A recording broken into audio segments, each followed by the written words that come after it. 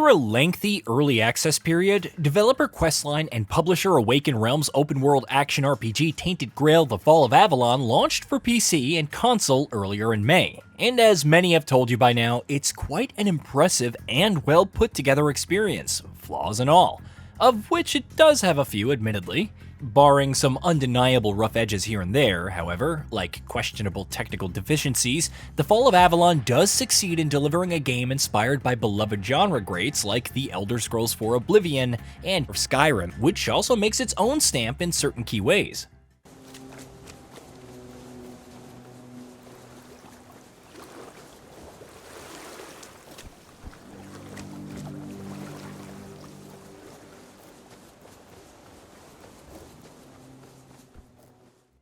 Among its many strengths, one of the ones that stands out perhaps more so than any other, however, is the game's open world setting. Make no mistake, Tainted Grail: The Fall of Avalon is not only an accomplished RPG, but also tells a surprisingly compelling story with a handful of choice and consequence moments that stand out, and a cast that is more packed with memorable characters than you'd expect. And that's on top of being a solid adaptation of the board game that it's based on.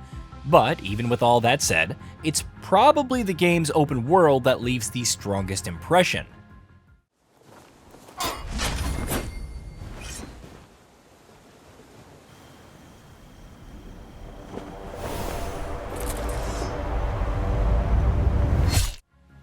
For starters, the world's scope and expansive nature impresses, as is often the case with such experiences. We can probably get that out of the way right off the bat, given the fact that this is something that most players just take for granted at this stage anyway. But there's much more to Tainted Grail: The Fall of Avalon's maps than just their collective size. Exploring it and uncovering its secrets remains a captivating experience from beginning to end. And the game accomplishes that in several ways. Its diegetic nature, for instance, springs right to mind. Taking unabashed inspiration from the aforementioned likes of Oblivion and Skyrim and wearing it proudly on its sleeve, The Fall of Avalon takes several steps to try and ungamify the act of exploring an open world and grounding players in its setting. For instance, the game doesn't make use of map markers to direct you to your quest or quest objectives. Quests are instead organically chanced on and automatically added to your log in several ways, either by being led to one quest by another or by simply discovering new ones as you make your way through a new area and, say, overhear conversations between NPCs. Exploration as such is always encouraged.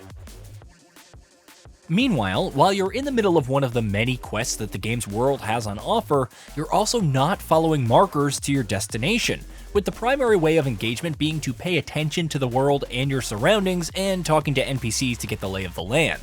Diegetic exploration isn't always easy to nail, which is why we see so few games even attempting it.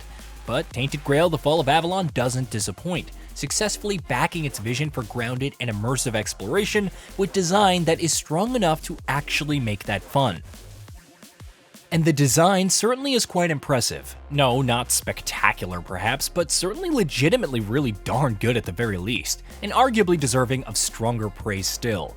The Fall of Avalon's world boasts genuine diversity across its many biomes, dense and well-designed cities, consistently enjoyable dungeons that don't often fall into the trap of feeling repetitive, something that so many RPGs, especially those of this particular flavor, often tend to be guilty of. Consistently maintaining strong design and actual legitimate variety across a large open world isn't an easy thing to accomplish for most games. But developer Questline's ambitious RPG does an admirable job of it. And there's yet more to it. The strong design, diegetic exploration, and impressive variety obviously makes for some of the open world's biggest strengths across all maps. But there are other ways in which the game also succeeds that elevates its open world experience that much more. Specifically, the atmosphere that evokes it. Tainted Grail: The Fall of Avalon is very much designed to be a bit of an oppressive experience, with a world that often feels dangerous and unsettling, if not outright hostile, which means it's not rare for even the most mundane exploration and open world activities to feel constantly unsettling on at least some base level. It lends a unique flavor to the world and does quite a bit to set The Fall of Avalon apart from similar games.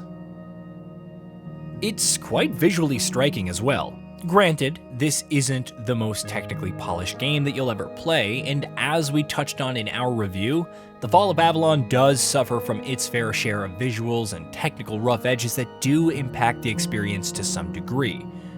But even so, this is ultimately a good-looking game, in particular because of its strong art design. Stumbling on the next gorgeous sight of memorable piece of scenery always remains one of the many motivations to keep exploring the game's world.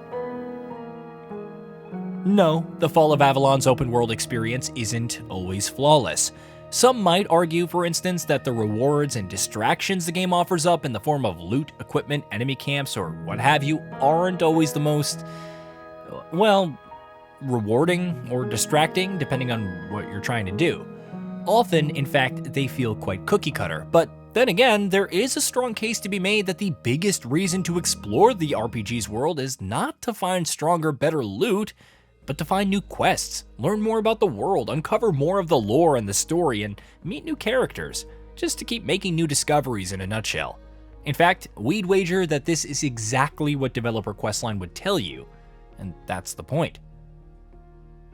And if those are the metrics that we are measuring for Tainted Grail: The Fall of Avalon's open world setting, you'd have to say that it passes with flying colors for the most part, either by having you organically stumble into new quests or by launching you into side stories and optional quests that quite often legitimately rank as some of the game's absolute best content, to the point of even outmatching the main questline, either by impressing with its strong art design and environmental variety or the strong design and the diegetic exploration that it enables. In more ways than one, Tainted Grail: The Fall of Avalon tries and succeeds in selling its vision of an ambitious and impressively crafted open-world setting. If you enjoy the particular brand of open-world design and immersive role-playing gameplay that the likes of Oblivion and Skyrim, hell, even Stalker to a certain degree, are known for, Questline and Awaken Realms open-world action RPG is a game that may very well be worth looking into, and perhaps perfectly suited to your particular tastes. Though it does have its rough edges, which frankly you would expect from a game this ambitious that is far from being a AAA production, it more than makes up for many of them with the strengths that it does have, which is a list where the open world would have to be placed very high, if not at the very tippy top.